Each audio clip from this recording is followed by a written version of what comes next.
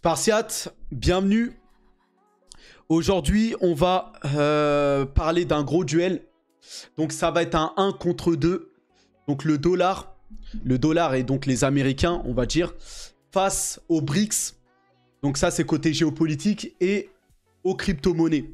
Et donc, d'ailleurs, cette actualité de l'attaque frontale, justement, de Gary Gensler, donc la SEC, voilà, qui s'attaque aux cryptos, justement, pour défendre l'intérêt du dollar. Et donc, on va voir si le dollar peut faire face, peut affronter, puisque le dollar a toujours dominé depuis, justement, on va le voir là, les accords de Bretton Woods, enfin, voilà, depuis le système monétaire qui avait été mis en place, le dollar, depuis 1940, a toujours été dominant et les États-Unis ont toujours régné.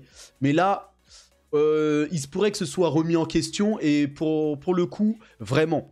Donc, les Américains ont deux problèmes pour maintenir leur dollar, on va dire, voilà, sur le toit du monde. Ils ont le problème géopolitique où là, les États vont, et on va le voir juste après, vont commencer à se dédollariser. Donc là, ça, c'est un problème géopolitique pour les Américains. Et de l'autre côté, on a les crypto-monnaies, une nouvelle classe d'actifs qui vise à plus de liberté, moins de contrôle, tout ça. Et c'est pas trop dans le but du dollar. Le dollar, justement, et la SEC avec les Américains, le dollar veut tout contrôler. Enfin, les États-Unis veulent tout contrôler avec leur dollar. Et là, ils veulent lancer leur plan de CBDC pour, justement... voilà, bien contrôler encore plus les populations. Et donc ici, Gary Gensler qui a dit « Nous n'avons pas besoin de plus de monnaie numérique, nous en avons déjà une. Elle s'appelle le dollar. » C'est ce que vient de déclarer Gary Gensler. Le message est clair, les USA lancent une guerre aux cryptos pour imposer leur agenda politique et leur CBDC. Donc comme vous le voyez, la guerre est là. Donc deux fronts, les États-Unis sont en même temps ont un combat donc géopolitique et un combat aussi financier contre les cryptos. Donc le président Gary Gensler déclare que nous n'avons pas besoin d'une autre monnaie. Voilà, il s'attaque aux cryptos complètement. Et ça, on va y aller. On va aller dans une deuxième partie de la vidéo. On va aller voir ça. Je vais plutôt le mettre en fin de vidéo. Où est-ce que je pourrais le placer ça d'ailleurs Tac, tac, tac. Et donc, ouais, je vais le mettre à la fin de la vidéo. Alors, attendez. Hop. C'est un peu lent, hein. Alors, attendez, tac. Je vais le mettre... voilà, par ici. Bon, c'est un peu light, mais on va se concentrer déjà sur pourquoi ce gros combat. Donc, on a eu les accords de Bretton Woods. Ici, donc les accords de Bretton Woods issus de la conférence de Bretton Woods qui se tiennent au Mount Washington Hotel à Bretton Woods dans le New Hampshire aux États-Unis du 1er au 22 juillet 1944 sont des accords économiques dessinant les grandes lignes du système financier international de l'après-Seconde Guerre mondiale. Donc, les Américains ont mis ça en place. Un système financier mondial dans le on va dire, l'intérêt en fait de dominer le monde entier, on va dire. Donc ils ont mis ce système monétaire en place de façon à ce qu'ils contrôlent le monde et dominent. Et ils ont mis en place une manière avec leur monnaie de contrôler et voilà, de pénétrer tous les États et d'avoir une avance, on va dire, et un contrôle sur les autres pays. Et avec leurs entreprises aussi. On sait, les géants de la technologie et les choses comme ça. Et voilà, et bah, ils nous espionnent, enfin, ils contrôlent, ils ont toutes nos informations, tout ça. Donc, très intelligent de la part des Américains. Et c'est comme ça qu'ils ont dominé, on va dire, le système financier mondial jusqu'à aujourd'hui. Après, maintenant, au jour d'aujourd'hui, on peut dire que les choses sont en train de changer. La Chine, d'ailleurs, c'est la Chine qui a le mieux compris comment ça a marché. Et la Chine tient tête maintenant aux États-Unis et est en passe de les supplanter et de les dépasser. Donc, en tout cas, on commence à avoir un visage politique, géopolitique qui commence à se dessiner avec deux camps, on va dire, le camp occidental en déclin, et on va le voir, et le camp des pays émergents et des pays en fait qui veulent se rebeller contre le dollar, tout ça, emmené par la Chine et avec les BRICS, une nouvelle organisation. Et donc, justement, les citoyens européens, les Européens qui sont un peu les vassaux américains, ne savent pas trop où se positionner. Enfin, ils sont à la botte des États-Unis et sont réalistes face à la Chine, partagés sur les relations futures avec la Russie. Donc, on s'est coupé. Hein. La Chine a clairement montré. Xi Jinping vient de se faire réélire président. Et le premier voyage qu'il a fait, il est parti en Russie.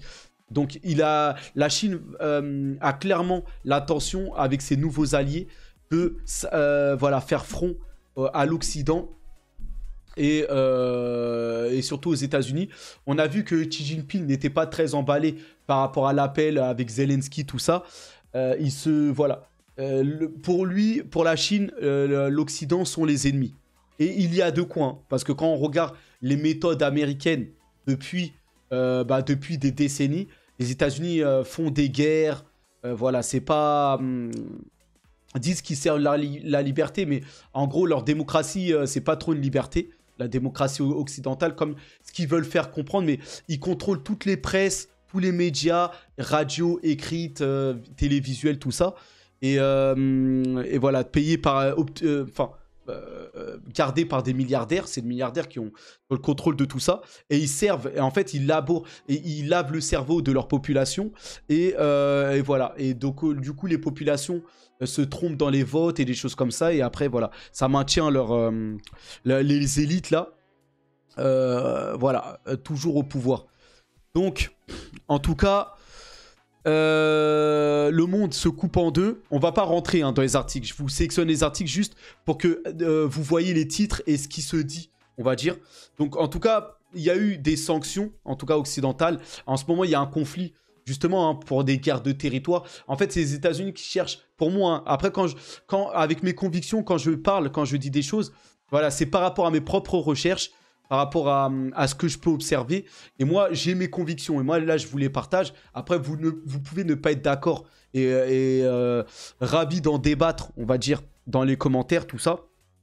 Ou même sur Telegram, sur Discord. On peut débattre. Hein. C'est une chaîne crypto, mais on peut débattre de géopolitique, voilà, vous pouvez me donner vos... J'aime bien parler de tout ça, puisque de toute manière, pour ce qui est de la finance et les cryptos, ça va partir de là.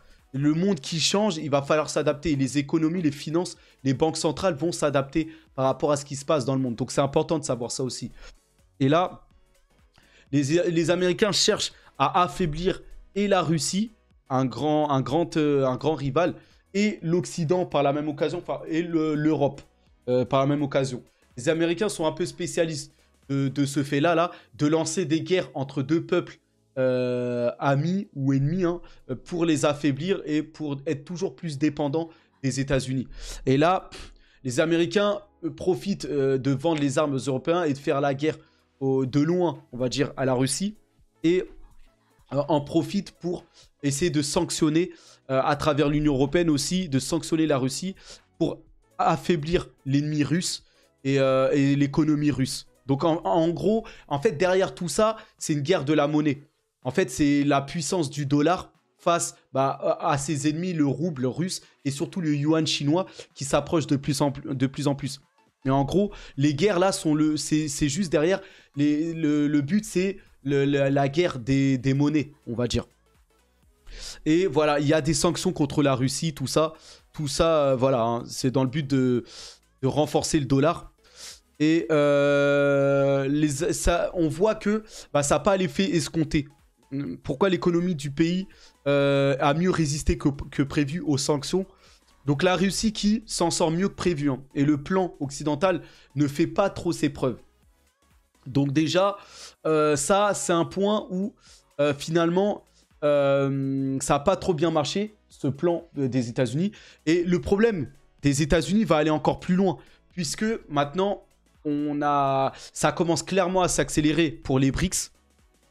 Et regardez ici, là, ça c'est la dernière réunion des ministres des finances ou des ministres des affaires étrangères, des choses comme ça.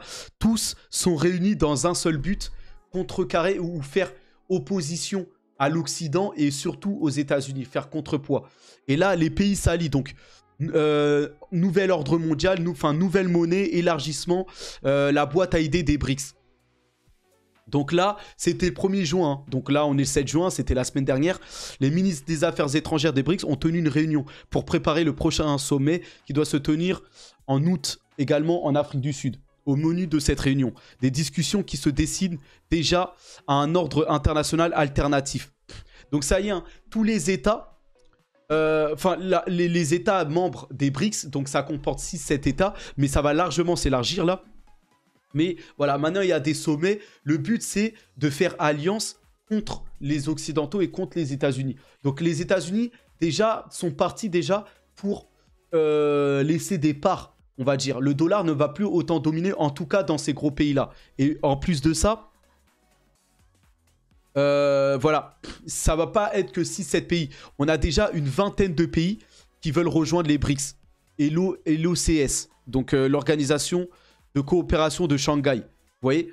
Donc la Chine aussi, à travers son organisation, est en train de créer un nouvel ordre mondial à travers l'OCS là, mais aussi les BRICS, donc l'alliance que la Chine et le Brésil, hein, c'est sous l'impulsion de Lula et de Xi Jinping. Donc la nouvelle organisation des BRICS avec la Russie, l'Inde et toutes ces nouvelles puissances là. Eh bien, voilà, il y a énormément de pays qui veulent se joindre. Et là, ici, on pourrait citer, hein, ce sont l'Égypte, la Turquie, l'Arabie Saoudite, les Émirats Arabes Unis, l'Indonésie, l'Argentine, le Mexique et plusieurs pays d'Afrique. Donc, quand on regarde tout ça, on peut voir que déjà, tout le continent d'Amérique latine, le continent, oui, à travers le Brésil et l'Argentine, qui sont deux grosses économies sud-américaines, la plupart hein, des pays africains, donc déjà on a déjà l'Afrique du Sud, mais on a déjà les pays de l'Amérique du Nord, l'Algérie, on va le voir tout de suite après là.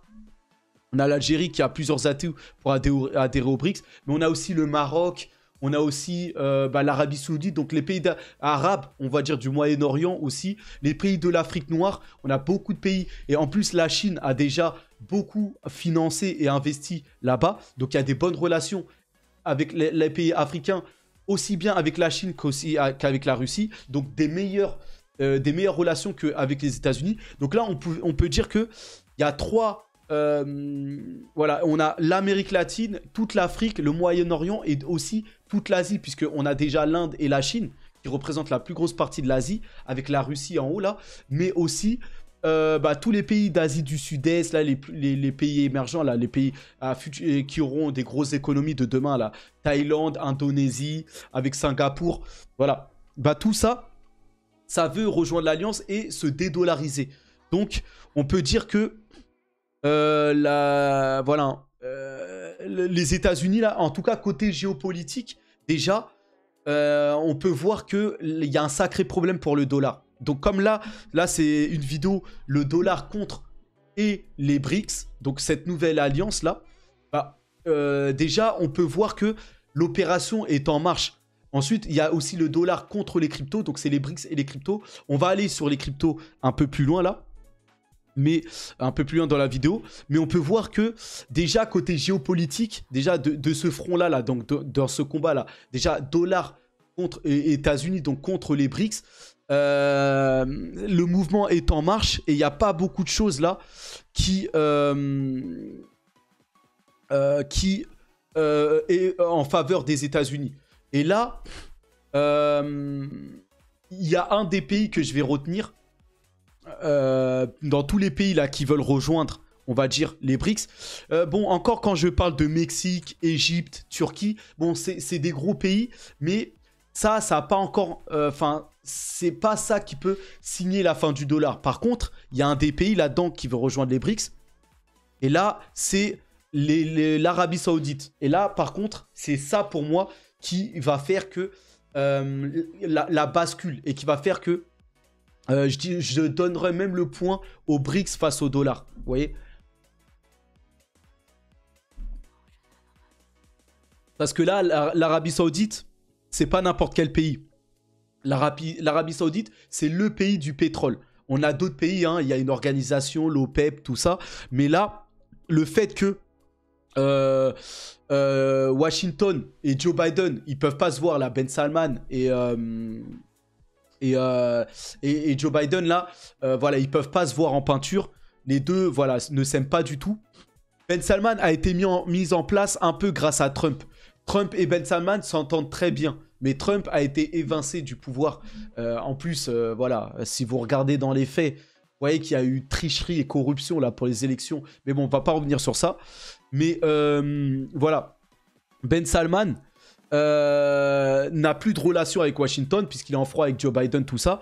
Et lui, bah, il se rapproche des BRICS. Et il a des très bonnes relations avec la Russie, avec la Chine surtout. Et donc là, c'est un sérieux problème. Parce que si le dollar a dominé, c'est en partie par rapport à l'accord avec les États-Unis, l'Arabie Saoudite et le pétrodollar. Ça, c'est l'or noir là, le dollar, enfin le pétrole, c'est vraiment un point très important dans la domination mondiale, le pétrole. Et là, eh bien, le Washington, les États-Unis perdent un allié considérable. L'Arabie Saoudite va rejoindre la nouvelle banque de développement des BRICS. Vous savez, les BRICS ont créé une nouvelle banque où ils vont émettre une nouvelle monnaie dans le but de contrecarrer le dollar. Et donc là, voilà. Donc déjà que les États-Unis sont en train de combattre là, les cryptos, la nouvelle, enfin les cryptos, vous savez, c'est les nouveaux actifs, nouveaux monnaies, tout ça. On va revenir sur ça après. Mais ils ont un sérieux problème parce que même côté géopolitique face aux États, il y a de nouvelles autres monnaies qui vont voir le jour issues de cette alliance-là des BRICS. En plus que le yuan se renforce. Déjà, le dollar a un problème déjà face au yuan. Tous les pays là se dédollarisent et se yuanisent, on va dire. Maintenant, les paiements se font quasiment tous de plus en plus en yuan. Donc déjà, le yuan prend de plus en plus de place face au dollar. Mais en plus, on va avoir des nouvelles monnaies. Non seulement, on va dire, à travers les BRICS là, mais même, par exemple, vous savez, en Amérique du Sud. En Amérique du Sud, là, on a Lula qui souhaite avoir une monnaie commune en Amérique latine. Donc, emmené par le Brésil, l'Amérique latine aussi se rebelle. Bon, on a eu déjà, vous vous souvenez, Kadhafi, qui avait essayé de faire les États-Unis d'Afrique. Et on sait comment ça s'est terminé pour Kadhafi. L'Occident l'ont pourchassé, l'ont chassé et voilà, lui ont coupé la tête, enfin voilà, l'ont effacé. Mais au jour d'aujourd'hui, on connaît les magouilles américaines et ça, en fait, les Américains n'ont plus trop la possibilité de chasser Lula ou voilà, de s'attaquer même à la Chine. Voilà, on a vu hein, que le G7, que les BRICS étaient plus puissants. BRICS, je vais tenter de taper ça. Plus puissant que le G7. Donc pour la première fois, regardez cet article, ça marque un tournant. Pour la première fois, les BRICS sont devenus plus puissants économiquement que le G7. Donc l'alliance qui a été créée par les BRICS, vous voyez, est plus forte que l'alliance occidentale du G7. Et ça, c'est un point important, vous voyez. Donc là, ça marque un tournant. Donc si, voilà, vous savez que le monde là est divisé en deux camps là. Et il faut savoir que le camp, bah, justement, des BRICS là, est plus fort que le camp occidental. Donc les États-Unis avec l'Europe, peut-être le Japon et tout ça qui sont des vassaux voilà, américains. Mais on voit que les Américains, même avec leurs alliances, ne peuvent plus faire contrepoids à la Chine et son alliance avec le Brésil, tout ça. Donc, maintenant, les BRICS tiennent le bon bout. Au jour d'aujourd'hui, ils n'ont plus à craindre une peur, des sanctions ou des choses comme ça, en fait, puisque ces États ont fait alliance. Et si les États-Unis viendraient à chasser Lula, à attaquer, à essayer d'attenter à la vie de Lula ou des choses comme ça, voilà, ça serait condamné par les BRICS et les États ne laisseront pas faire ça. Donc, c'est très compliqué. En fait, là, les Américains ne peuvent plus se permettre de chasser ceux qui mettent on va dire, en cause leur dominance, on va dire. Donc, vous voyez que même avec l'Europe et le Japon et la Corée du Sud, les anciennes puissances, là, ils ne peuvent plus, en fait, faire s'opposition. Et donc, là, ils perdent leurs gros alliés, donc les États-Unis. enfin l'Arabie Saoudite, et donc la fin du pétrodollar, et donc début du pétro-yuan, ce que les investisseurs doivent savoir. Donc on va juste s'arrêter au titre, mais vous voyez que la Chine a pris les mesures, voilà. Et en plus de tout ça, hein, parce que là déjà au niveau du pétrole, la Chine va dominer maintenant et va prendre la place des États-Unis, mais même sur tous les autres pans. Hein. Vous allez voir que déjà pour les cryptos et la blockchain, la Chine est en train de prendre la place des États-Unis. Les États-Unis qui se tirent une balle dans le pied par rapport à la blockchain ou Web3. La Chine en profite à travers Hong Kong, donc on va revenir sur ça. Mais la Chine investit aussi dans le spatial, dans l'intelligence artificielle. Donc il n'y a plus aucun endroit où les États-Unis là vont pouvoir voilà, hein, tenir tête ou dominer la Chine. Donc déjà, la Chine, rien qu'à elle seule, peut faire contrepoids quasiment bientôt face aux États-Unis et leur dollar. Donc là, bah, quand on fait le bilan de tout ça, là, on voit que c'est entamé. Hein, c'est entamé. Et donc, le pétro-yuan remplaceront-ils le pétrodollar au Moyen-Orient? Moi, je pense que oui. Je pense que oui. Et petit à petit, on va se diriger vers une domination de plus en plus forte. En fait, c'est en marche. Et donc, voilà. Même au niveau du foot et tout ça. Hein. Regardez, par exemple, là, j'ai sélectionné une vidéo YouTube. L'Arabie Saoudite, le nouvel Eldorado du foot. Donc, là, pourquoi j'ai sélectionné ça? C'est que, en fait, on voit que c'est en train, même au niveau du sport, c'est en train de se redéfinir. La Chine investit de plus en plus dans le sport parce qu'ils ont de plus en plus d'argent. Bon, l'Arabie Saoudite, c'est illimité avec leur pétrole. Voilà. Et l'Arabie Saoudite qui commence à s'ouvrir au sport. Et tous ces pays-là du Moyen-Orient, d'Asie, là, vont devenir les nouvelles puissances économiques. On le ressent, en fait. Et les nouvelles places financières, comme je vous l'avais dit dans des précédentes vidéos, on avait New York avec Londres. C'était voilà, Londres et... qu'est-ce qu'on avait? Ouais, c'était surtout les deux grosses places financières. Avec peut-être l'Allemagne, tout ça. Mais là, maintenant, on voit que les nouvelles places financières sont Hong Kong, Singapour et les Émirats, en fait, à Dubaï. Et donc, avec l'Arabie Saoudite à côté. Donc, tout ce qui est Moyen-Orient, là, Dubaï, Arabie Saoudite, deviennent de plus en plus... Dubaï, vous savez, c'est le nouveau monde. Hein. Vous voyez... tout se passe là-bas. Dubaï, c'est devenu le hub le plus... En fait, le hub aéroportuaire le plus visité, où il y a le plus comment dire, de passages au monde. Avant, c'était à Londres. Donc, vous voyez que Londres, en Europe, là, se laisse petit à petit effacer par Dubaï. Donc, la nouvelle place financière, c'est plus Londres, c'est Dubaï. Et les États-Unis sont en déclin.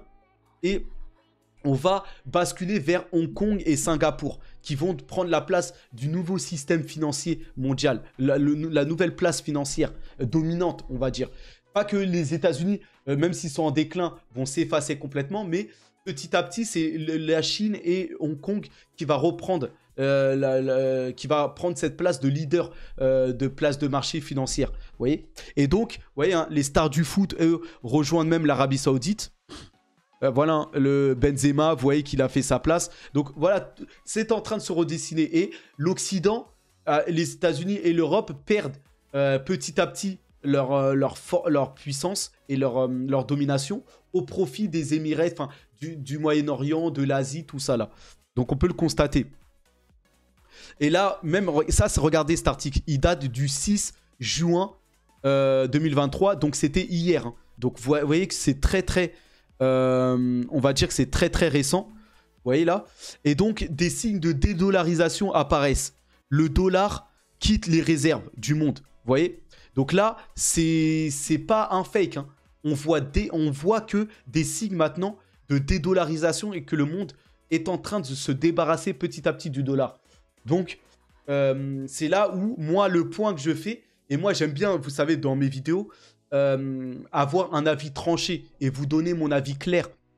Et là, bah déjà, dans ce combat, déjà, dollar face aux BRICS, bah pour moi, qui sortira victorieux, qui gagnera, c'est le titre que j'ai mis de la vidéo. Bah pour moi, ceux qui vont gagner, c'est les BRICS, clairement.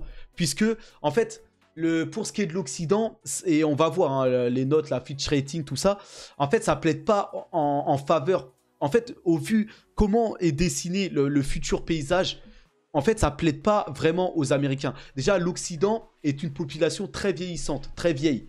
Et en fait, l'Occident est en déclin. La population est vieillissante et la dette en Occident explose et risque de bientôt imploser, tout ça.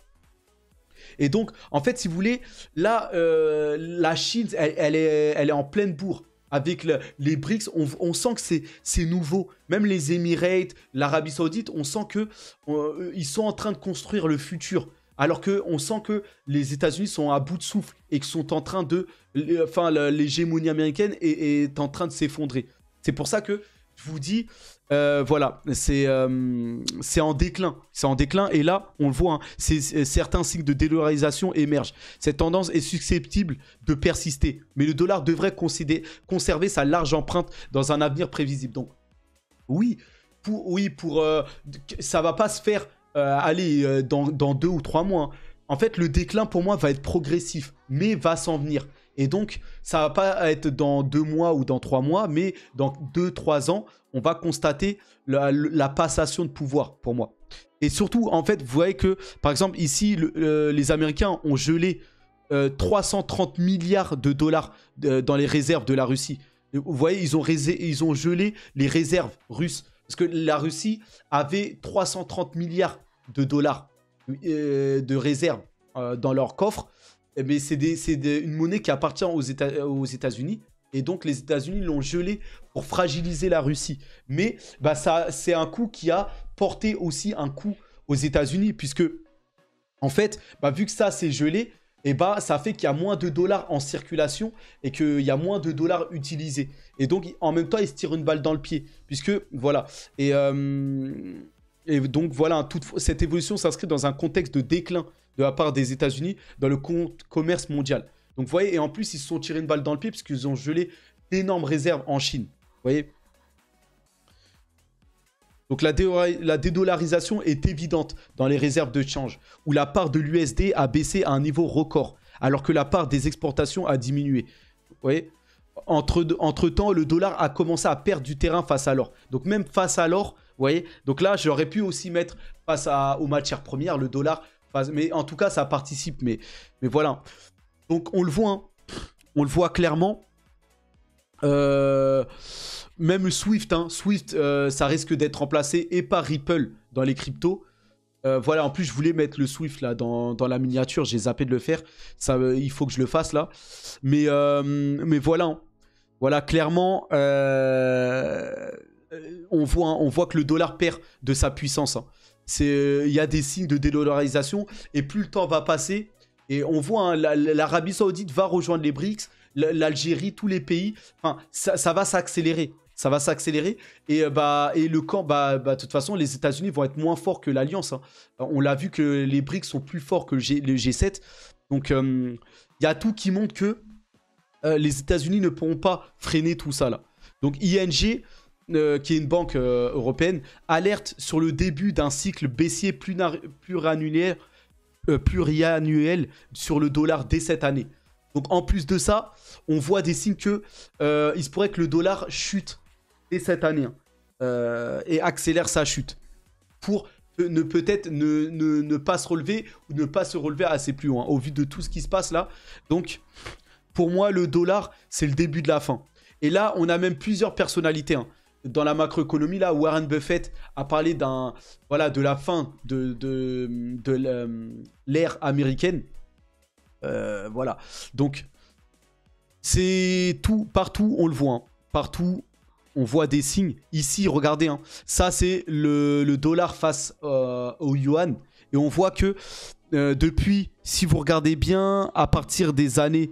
des débuts des années 90, ça s'est stabilisé et que maintenant au début des années, voilà, c'était stable au début des années 2000 et à partir de 2005 on a vu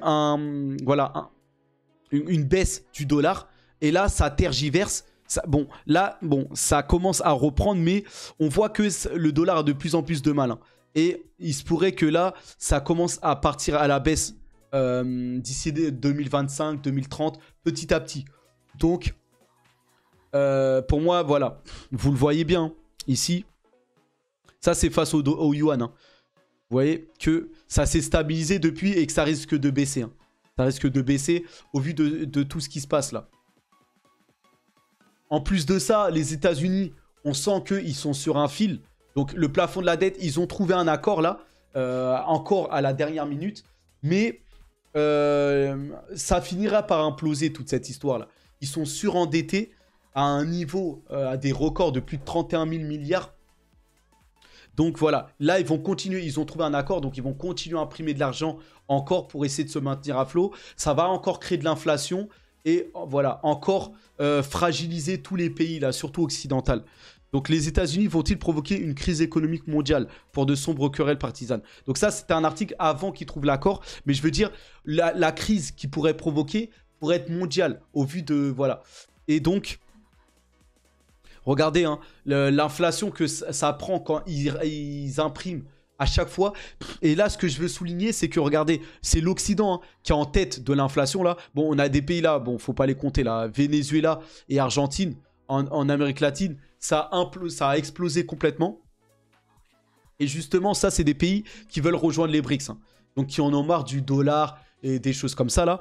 Mais regardez, en bas, là, regardez la Chine, 0,4% d'inflation. Vous voyez? Donc là où tous les pays là, vous voyez ici là, les pays Ukraine, les pays d'Europe là, Italie, Allemagne, Grande-Bretagne, et plus les États-Unis. Bon, les États-Unis encore ça va, mais regardez, en Occident, enfin en Europe en tout cas, l'inflation pèse et va créer de plus en plus de pauvres dans leur population, tout ça. Mais et les États-Unis aussi, hein, forte inflation quand même, bah ça affaiblit l'économie, ça affaiblit l'économie de ces États. Et là, regardez, la Chine, elle, maîtrise complètement son inflation. N'a pas d'inflation. C'est pour ça que la Chine, elle, est mieux préparée à, voilà, à dominer dans le futur. Parce qu'elle maîtrise mieux son économie, là. Donc voilà, par rapport à tout ça, on est à combien? Déjà 32 minutes, hein, je ne vais pas trop tarder. Regardez les notes. Donc Fitch dégrade la note financière de la France. Bruno Le Maire déplore une appréciation pessimiste et soutient la poursuite de réformes structurantes. Donc, ces gars-là, là, Bruno Le Maire, bon, c'est des catastrophes. Et c'est une catastrophe pour la France. Mais la France est en déclin, tout comme l'Occident. Et la France fait que de se dégrader. Là, maintenant, ils sont à AA-, maintenant.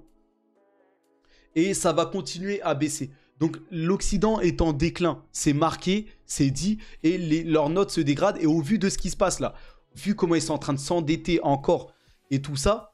Et vu leur politique, voilà, en plus, les gars qui sont à la tête, enfin, voilà, c'est des gars, voilà, c'est des gars qui n'ont pas les compétences, on va dire.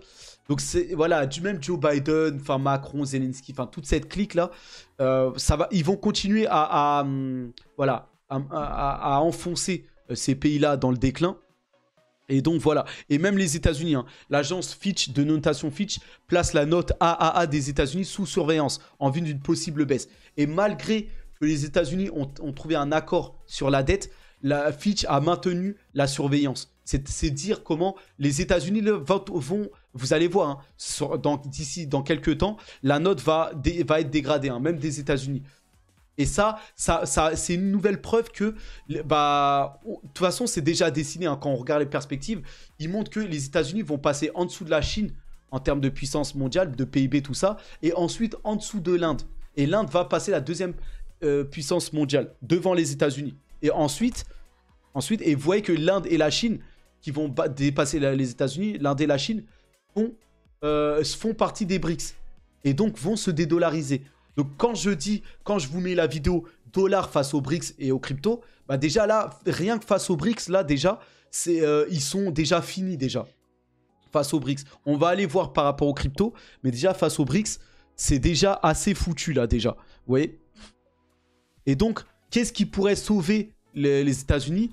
Bah, moi, je dirais que Trump pourrait être la solution, puisque Trump a des manières... Trump, c'est pas un président qui fait la guerre, tout ça, mais c'est un gros négociateur, tout ça. Et donc, Trump, lui, aime bien menacer et mettre des sanctions, enfin, faire peur. Et en général, il arrive, voilà, à obtenir des compromis, tout ça.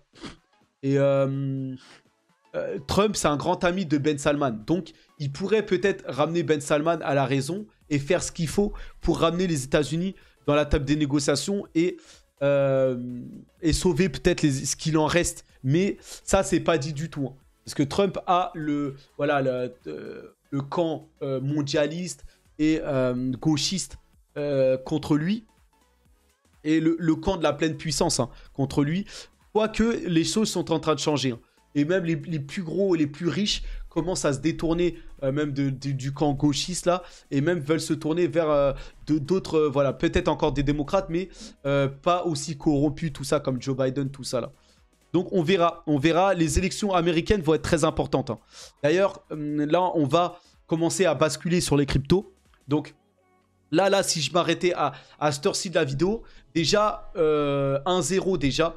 Pour, si je dirais 1-0 là, pour ce qui est de BRICS crypto face au dollar, bah, je dirais que c'est les BRICS qui l'emportent face au dollar et face aux États-Unis là et l'Occident.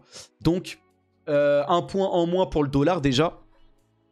Et là, Coinbase qui va suivre justement ces importantes élections américaines. Et eux, bah déjà pour les cryptos, voilà, hein, les institutions vont faire en sorte que ce soit un candidat pro-crypto. Donc Trump, lui, n'est pas très pro-crypto, mais il a rien déclaré contre les cryptos non plus. Enfin, Trump, lui, il est plus pour le dollar.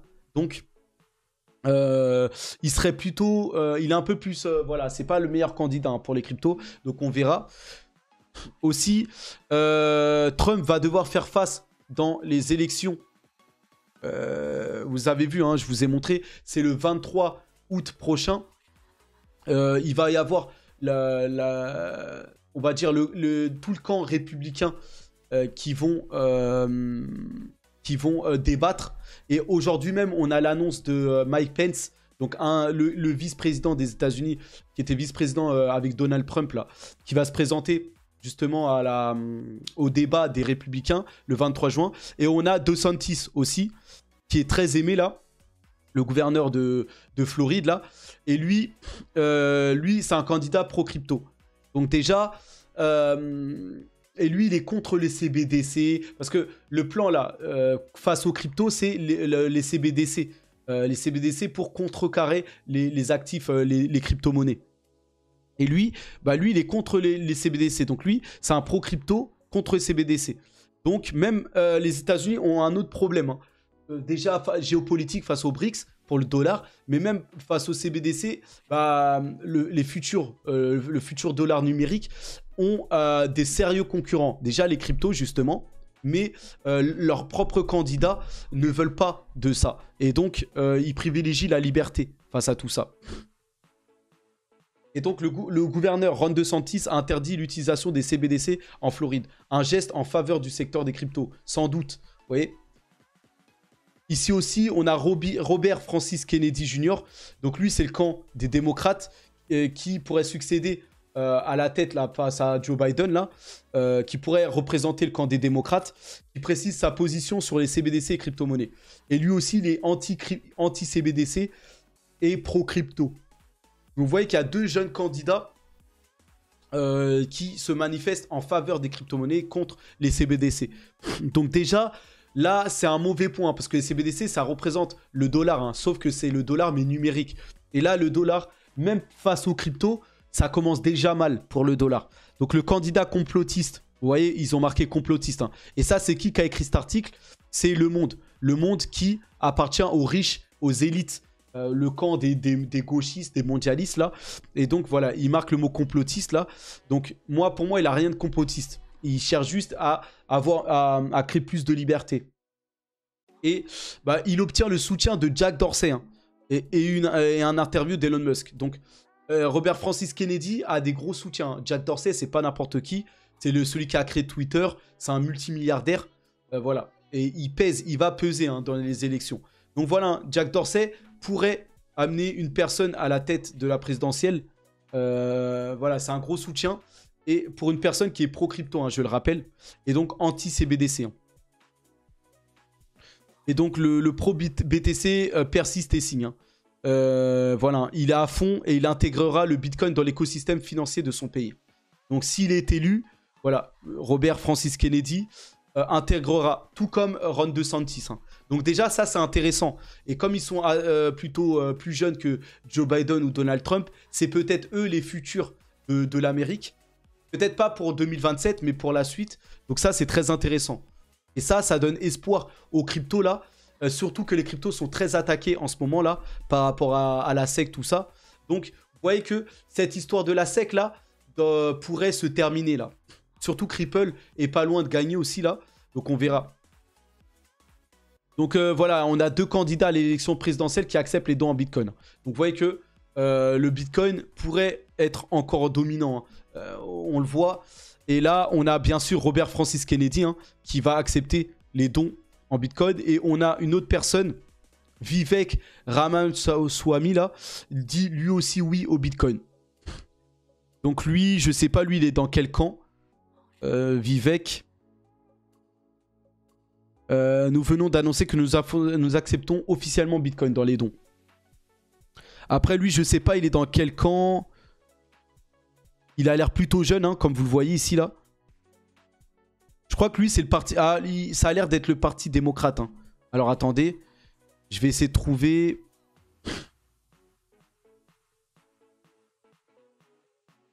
Tac. Je sais pas trop, il est dans quel camp. Vivek Raman. Alors, je vais taper, je vais chercher ça. Entrepreneur américain. Ouais, il est camp républicain. Bon, bah, ça en fait. Hein. Ça en fait. Il va sûrement participer à la primaire républicaine, donc le 23 juin. Donc, ça en fait hein, des grosses personnalités. On a Ron DeSantis, Donald Trump. On a Vivek, là, ici. On a aussi Tim je sais plus comment il s'appelle. Tim Scott, voilà. Un sénateur américain très aimé aux États-Unis, très respecté. Donc lui aussi sera à la primaire. On a Mike Pence. Voilà, ça en fait. Hein, ça en fait des partisans là, côté républicain. Ça va être une grosse primaire républicaine. Hein. Donald Trump est donné quand même favori hein, dans tout ça. On verra. Donc voilà, par rapport à tout ça, ils acceptent tous les dons en crypto. Enfin voilà, Vivek et Robert Francis Kennedy. Donc c'est très bien. Hein. Donc vous voyez que il y a un espoir pour les cryptos. Et aussi, comme je vous l'ai montré, la géopolitique, on a la Chine et les BRICS qui sont en pleine expansion, là où on a un déclin américain. Et justement, la Chine, elle, va prioriser et revient dans les cryptos par l'intermédiaire de Hong Kong. Mais les cryptos sont sur le bon chemin. Parce que les cryptos sont avec les BRICS et le parti, enfin le camp qui est en pleine expansion. Vous voyez ? Donc, les États-Unis qui sont contre et le dollar qui sont contre les cryptos, eux sont en déclin, comme je vous l'ai montré au début de la vidéo. Et la Chine, elle, qui est en plein boom là, elle est dans le camp des cryptos. Et donc, les Émirats Arabes Unis aussi, qui est l'autre qui vont être les nouvelles places financières de ce nouvel ordre mondial, là, de ce nouveau monde, attirent les spécialistes crypto avec des visas de 10 ans. Vous voyez ? Donc voilà, hein, ce nouveau monde-là, en pleine expansion, est pro-crypto. Donc les États-Unis, eux qui sont en déclin, sont contre, mais voilà. Ils se tirent juste une balle dans le pied, hein, de toute façon. Parce que les autres États, eux, vont adopter les cryptos. Et voilà, vous avez même à Dubaï, la compagnie aérienne Emirates, une des plus belles compagnies, les plus grosses, prévoit d'accepter le Bitcoin, BTC, et se lance dans le Web3. Donc voilà, on aura des NFT liés aux compagnies aériennes, tout ça. Donc très belle compagnie. Vous connaissez, vous voyez souvent les hôtesses des Emirates, tout ça.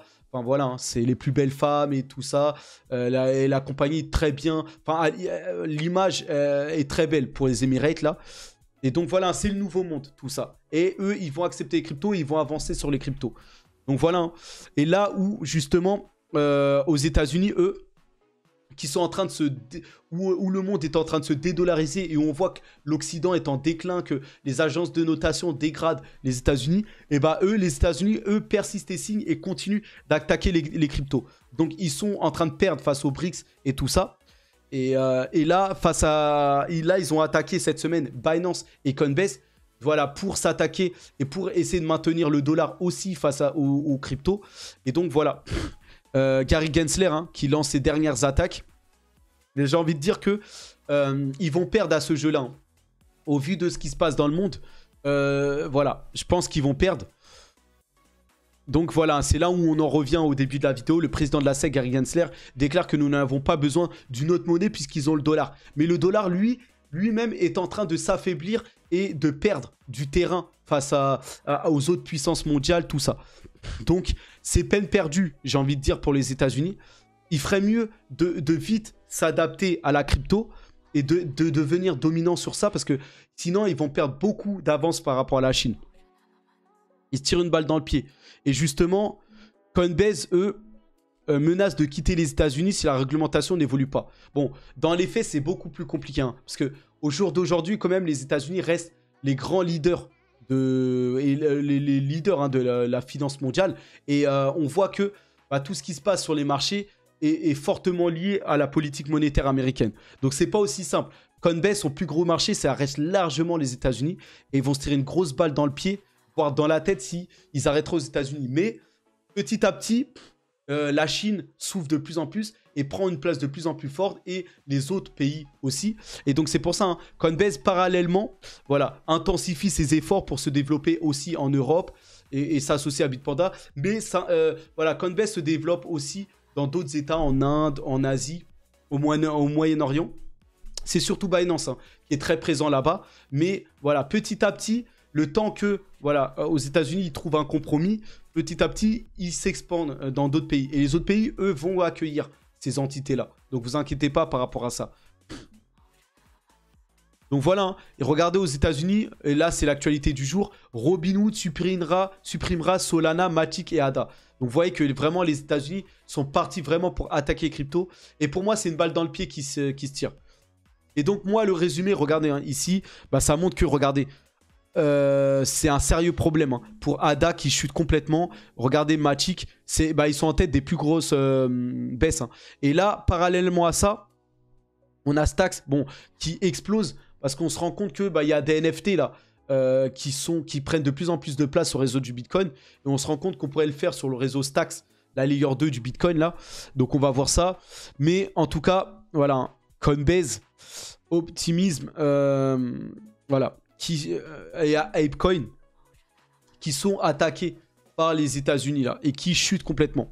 Donc on va voir. Hein. En tout cas, moi, le résumé que je fais de tout ça là, on a fini la vidéo.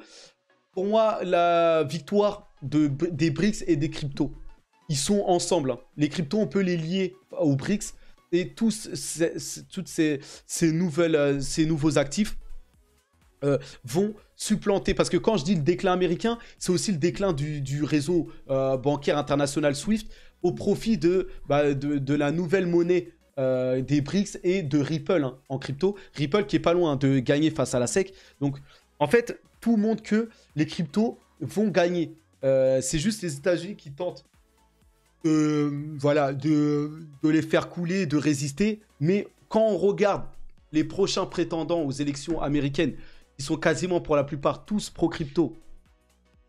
Quand on regarde la suite, on voit qu'il n'y a pas trop d'alternatives aux États-Unis. Hein. Je ne vois pas comment ils pourront résister en fait aux cryptos et à l'hégémonie des BRICS, tout ça. Donc il n'y a rien à faire.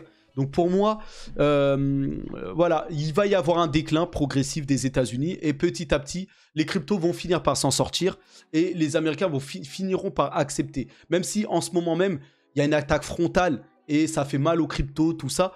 Mais je vois pas comment les Américains vont faire pour s'en sortir et imposer le dollar, en fait, et leur CBDC. Parce qu'au jour d'aujourd'hui, ça y est, on sait comment ils procèdent. Et en fait, les autres États deviennent trop puissants. Et les actifs, le Bitcoin... en fait, les Américains ne pourront pas battre le Bitcoin. Hein. En fait, vous voyez, les Émirats se tournent en paiement du Bitcoin. Les partis politiques vont accepter le Bitcoin. Ils pourront pas stopper Ripple. Ripple a d'innombrables partenariats à travers les banques. Voilà, et énormément de fonds de finances En fait, et vous avez vu, hein, la Chine et la Russie ont arrêté avec Swift. Et ils vont trouver des alternatives. Et les alternatives vont se faire à travers Ripple, Stellar. Voilà. Donc, les États-Unis vont perdre énormément de force avec tout ce qui se passe là. Et donc, ils pourront pas tenir. Donc, pour moi, qui gagnera, c'est les BRICS et les cryptos face au dollar. Le dollar, à travers les États-Unis, est en déclin complet. Et dans les prochains mois, ça va décliner. Donc, ils vont continuer à imprimer. Donc, dans les 3-4 prochaines années, on va encore avoir le dollar à flot. Enfin, le règne américain va arriver petit à petit. Hein. C'est pas d'un coup que ça va arriver sur le temps. Mais n'empêche qu'ils ne peuvent plus rien faire. Et même une élection de Donald Trump, c'est... voilà. En fait, on va être dans un monde multipolaire. Et les États-Unis qui seront là, mais dégradés derrière la Chine, l'Inde, tout ça, petit à petit. Donc, victoire pour moi des cryptos. Des cryptos sur le moyen long terme. Hein. Sur le court terme, ils prennent une gifle là par la SEC, mais vous verrez que la SEC ne pourra pas. Ils finiront par se faire corriger et ils devront accepter les cryptos dans un second temps. Donc voilà, dites-moi en commentaire ce que vous en pensez. J'espère débattre avec vous, surtout sur Telegram, tout ça. Et donc on verra. Bah, Spartiate, on se retrouve hein, dans d'autres vidéos comme ça, d'études, et on verra. On voit comment le monde avance et on prendra nos dispositions. Je vous dis bon courage pour la semaine. Force à nous, hein, et force à vous. Profitez hein, s'il y a des chutes, tout ça, et pour accumuler tout ça. Moi, en tout cas, c'est ce que je vais faire. Allez, à plus.